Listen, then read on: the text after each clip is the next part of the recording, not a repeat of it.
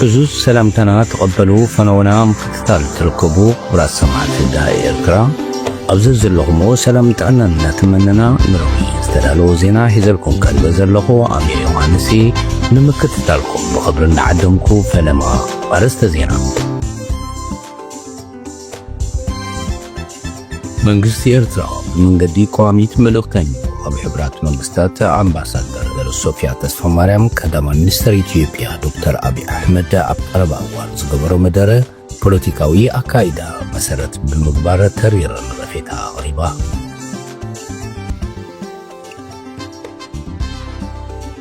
منجست شودل نتا أبتهاجر اتركب أرثوذكساوي توهدو بيتا كريستيان إرترا كوبوز السنحة عمتاوي فاينانساو دكوما مقراتو هاجراوي راديو شودل تبسيبو بريزيدنت إسياس أفوركي سعود عرب أب تفاصيل ماينيل قرن أفريقيا كيح بحرن وشمت عربنا أب زرعي زلو محبالتات بفولي دما سلام الرقات المسفان زلوا لعل تراق تتاوت حتيتو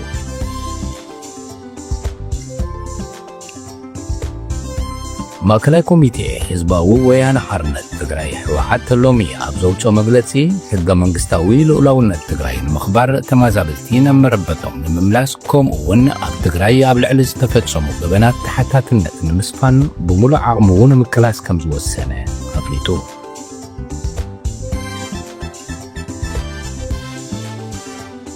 ፕሬዝደንት ዶናልድ ትራምፕ ብውሕዱ $1 ሚልዮን ክኸፍሉ ንዝኽእሉ ሃብታማት ወጻእተኛታት ዝወሃብ ጎልደን ካርድ ዝተሰምየ ሓድሽ ዓይነት ቪዛ ዘውግብ ውጥን ጀሚሩ ኣርእስታትኩም ክሰምዑ ጸኒሖም ዝርዝራቱ ይስዕብ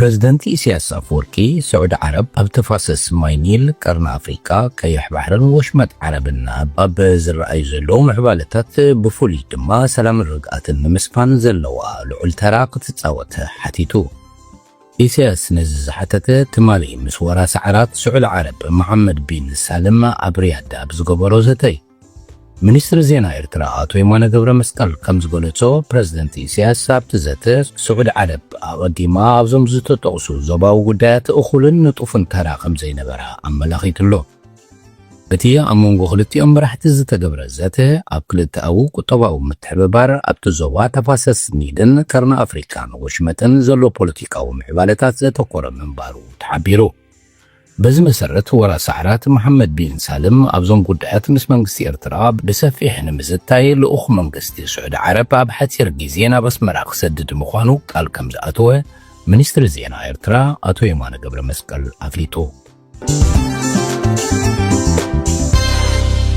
ماكلاي كوميتي حزباوي ويان حرنت تግራይ وحتى ሎሚ ኣብ ዘውፅኦ መግለፂ ሕገ መንግስታዊ ልኡላውነት ትግራይ ንምኽባር ተመዛበልቲ ነመረበቶም ንምምላስ ከምኡ እውን ኣብ ትግራይ ኣብ ልዕሊ ዝተፈጸሙ ገበናት ተሓታትነት ንምስፋን ብሙሉእ ዓቕሙ ንምክላስ ከም ዝወሰነ ኣፍሊጡ እቲ ኮሚቴ ነቲ ኣብ ፕሪቶርያ ዝተበፅሐ ስምምዕ ምኩራት ከጻብኦ ኣብ ሓደጋ ወዲቑ ከም ዘሎን ኣደራደርቲ ኣካላት ማሕበረሰብ ዓለም ኣብ ልዕሊ መንግስቲ ፌደራል ግቡእ ጸቕጢ ብዘይምግባሮም ምዃኑ ብምግላጽ ወቒሱ ብተወሳኺ እቲ ኮሚቴ ኩነታት ናብራ ኣባላት ሓይልታት ጸጥታ ትግራይ ንምምሕያሽ ዝግበሩ ምንቅስቓሳት ክከላጠፉ ሕቶታቶምን ረብሓታቶምን ክምለስ ውሳነ ከም ዘመሓላለፈ ኣፍሊጡሎ بخلق وغن اب تخلل بسنك قدلت طعي محدرا زر زلو بالشونا نابز خف درجة خمز بتحز حبرت مقلتي اتتساقم بزتو دبه هزباو مكسغاس كفتح عبس مما كمز تبتح قليتو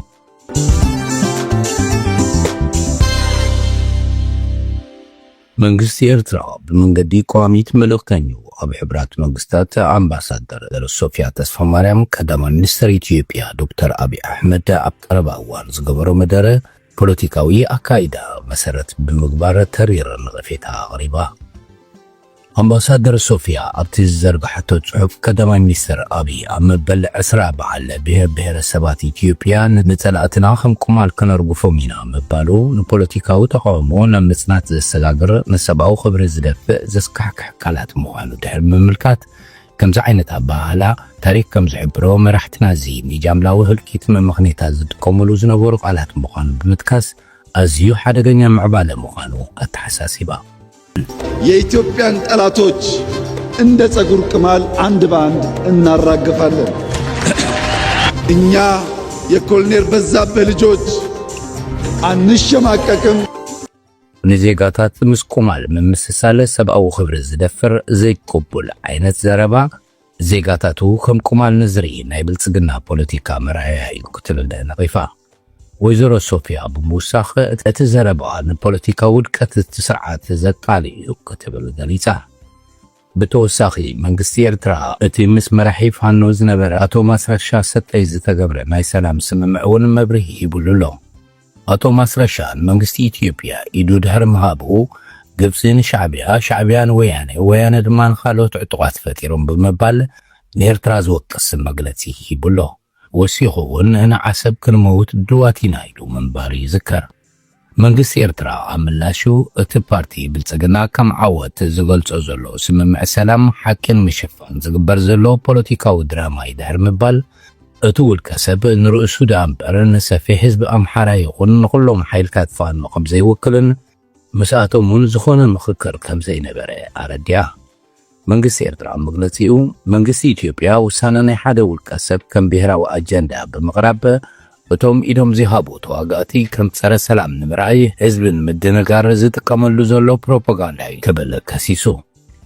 ኣብ መወዳእታት መግለጺ ፓርቲ ብልጽግና ኣብ ኢትዮጵያ ዘሎ መዋቕራዊ ውድቀትን ምሽፋን ከምዚ ዓይነት ምናባዊ ስርዓት የካለውን እዚ ስርዓት ብሕልሚ ዝነብር ብውሽጡ ዝፈረሰ ክትብል ጽሒፋ ብዛዕባ እቲ ኣብ ኣዲስ ኣበባ ዝካየድ ዘሎ ልምዓታዊ ኮሪደር ህንፃታት ድማ ናይ ደገ ኣጋይሽን ምድንጋር ዝተሰርሐ ስእላዊ ጽባቐ ክትብል ገሊጻ እቲ ምዕባለ ድኻታት ነበርቲ ብዘይረትዓዊ ሓሳብ ብምፍንቓል መነባብሮኦም ብምዕናው ዝመፀ ምዃኑ ብምሕባር መንግስቲ ንዝተወላወለ ህንፃታት ብምርኣይ ካብ ወፃኢ ተቐባልነት ንምርካብ ዝገብሮ ፃዕሪ ኮንቱ ምዃኑን ኮንክሪት ንሰበባት ስደትን መከራን ክሽፍኑ ኣይክእልን እዩ ክትብል ኣስሚራትሉ።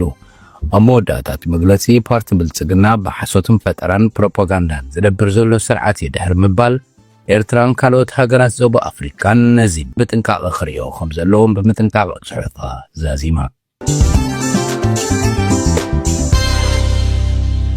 መንግስቲ ሽወደን ነታ ኣብቲ ሃገር እትርከብ ኦርቶዶክሳዊት ተዋህዶ ቤተ ክርስቲያን ኤርትራ ክህቦ ዝጸንሐ ዓመታዊ ፋይናንሳዊ ድጎማ ምቁራጹ ሃገራዊ ሬድዮ ሽወደን ጸብጺቡ። እቲ ንትካላት እምነት ዝሕግዝን ምስ መንግስቲ ዘለዎን ርክባት ዘተሓባበረን ኤጀንሲ ሽወደን ነታ ቤተ ክርስቲያን ዓመታዊ ዝህባ ዝነበረ 800,000 ክሮነር ማለት ኣስታት $85,000 ዝበጽሕ ድጎማ ዘቋረጾ ብቤት ጽሕፈት ስለያት ጸጥታ ሽወደን ኣብ ዝቐረበሉ ጸብጻብ ተመርኪሱ ምዃኑ ኣፍሊጡ። ጸብጻብ ቤት ጽሕፈት ጸጥታ ሽወደን ከም ዘመላኽቶ እታ ቤተ ክርስቲያን ንመንግስቲ ኤርትራ ብምውካል ወይ እውን ምስኡ ብምትሕብባር መሰረታዊ መሰላት ናይቶም ኣብ ሽወደን ዝነብሩ ዜጋታት ኣብ ሓደጋ ናይ ምእታው ስግኣት ኣለዋ ብምባል ከሲሱ። ብላንክ ፖስት ዝተባሃለ መርበብ ሓበሬታ ብወገኑ ጸብጻባት ስለያ ሽወደን እቲ ንቤተ ክርስቲያን ዝውሃብ ድጎማ ብተዘዋዋሪ ንመንግስቲ ኤርትራ ገንዘባዊ ደገፍ ንምግባር ከውዕል ይኽእል ዝብል ስጋት ከም ዘለዎ ጸብጺቡ። ወኪል እታ ቤተ ክርስቲያን አቶ አብርሃም ተስፋይ ነቲ ክስ ብምንጻግ ምስ መንግስቲ ኤርትራ ዝኾነ ርክብ የብልናን ርክብና ኣምስቲ ኣብ ኤርትራ ዝርከብ ሲኖዶስ ጥራሕ ክብል ምላሽ ድሕሪ ምሃብ አቶ አብርሃም ነቲ ውሳነ ብምቁዋም ተርዓን ከም ዘቕርቡ ኣብ ሽወደን ተመዝጊቦም ሕጊ ሃገር ኣኽቢሮም ክሰርሑ ከም ዝጸንሑ ኣረድዩ። እቲ ክሲ ሓድሽ ከም ዘይኮነን ንዓመታት ክከታተልዎ ከም ዝጸንሑን ብምዝካር እታ ቤተ ክርስቲያን ሓደሽቲ ስደተኛታት ጽምዋን ዝስምዖም ሰባት ንመንእስያት ትህቦ ዝነበረት ማሕበራዊ ኣገልግሎት ኣብ ግምት ዘይምእታው ዝሕዝን ምዃኑ ገሊጹ። እዚ ከምዚ ኢሉ እንከሎ ገለ ፖለቲከኛታት ፓርቲታት ሽወደንን ኖርዌይን ገለ ካብቶም ካብቲ ስርዓት ዝሃደሙ መሲሎም ዕቑባ ዝሓተቱ ኤርትራውያን ድሓርነት መንግስቲ ክድግፉ ዝረኣዩ ዝተዋህቦም ዕቑባ ክስርዝ ፀቕጢ ክገብሩ ምጽንሖም ይፍለጥ። ኣብ ኖርዌይ ሓሶት ሓበሬታ ብምቕራብ ብዝተረኽበ ናይ መንበሪ ፈቓድ ይኹን ዜግነት ብሕጊ ክምንዛዕ ጀሚሩ ኣሎ።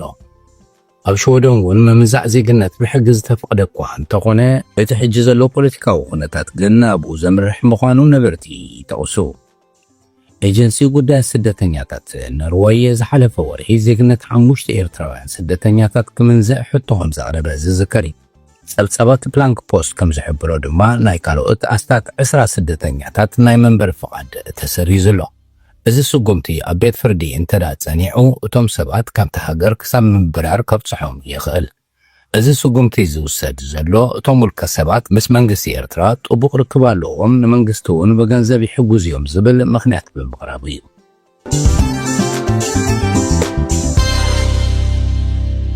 ፕሬዚደንት ዶናልድ ትራምፕ ብውሕዱ $1 ሚልዮን ክኸፍሉ ንዝኽእሉ ሃብታማት ወጻእተኛታት ዝወሃብ ጎልደን ካርድ ዝተሰምየ ሓድሽ ዓይነት ቪዛ ዘውህብ ውጥን ጀሚሩ። እዚ መደብ ነቶም ብቑዓት ኮይኖም ዝተረኽቡ ኣብ ሓፂር ግዜ ዜግነት ኣሜሪካ ዝረኽብሉ መንገዲ ዘመቻችእ ምዃኑ ተገሊጹ። ፕሬዚደንት ትራምፕ ብዛዕባ እዚ ጉዳይ ኣመልኪቱ ኣብ ማሕበራዊ ሚድያ ኣብ ዝዘርግሖ ጽሑፍ ኣዝዩ ዝድነቕ እዩ። ዓበይቲ ኩባንያታት ኣሜሪካ ነቶም መዳርግቲ ዘይብሎም ክኢላታት ተዓቂበን ንኽጓዓዛ ዝሕግዝ ይኽብል ተዛሪቡ። ወግዓዊ መርበብ ሓበሬታ ከም ዝሕብሮ እቲ ዝተዋህበ ቪዛ ንሃገር ጭቡጥ ረብሓ ንዘምፁ ውልቀ ሰባት ጥራሕ ዝወሃብ እዩ።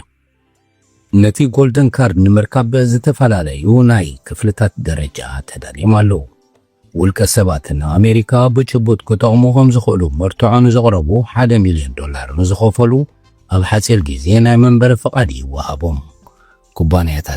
ኩባንያታት ንሰራሕተኛታትን ቪዛ ክወሃበለን ዝሓታ ትካላት ንሓደ ሰራሕተኛ $2 ሚልዮን ክኸፍላ ትፅቢት ይግበረለን።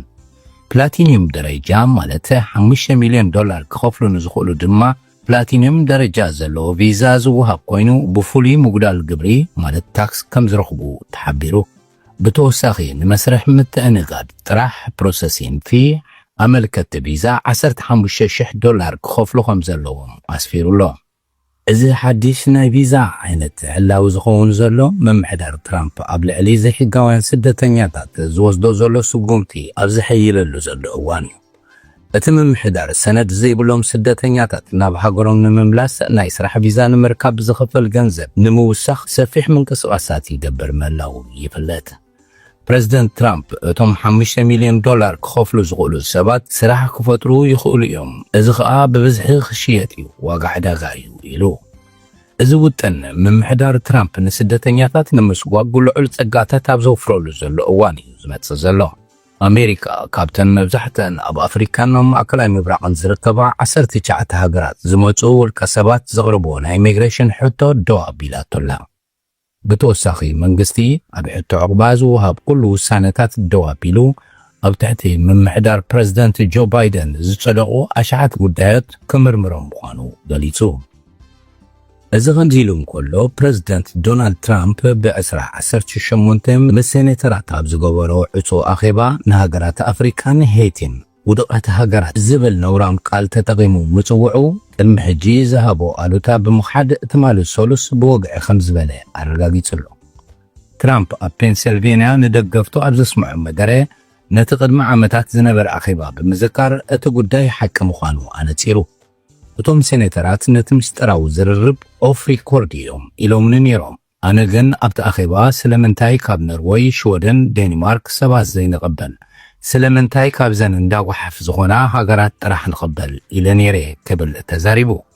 ትራምፕ ኣብ ዘረቡ ንኣፍጋኒስታን፣ ሄይቲን፣ ሶማልያን፣ ሲኦልን ሓደገኛታትን ክብል ገሊጽዎን ኣሎ።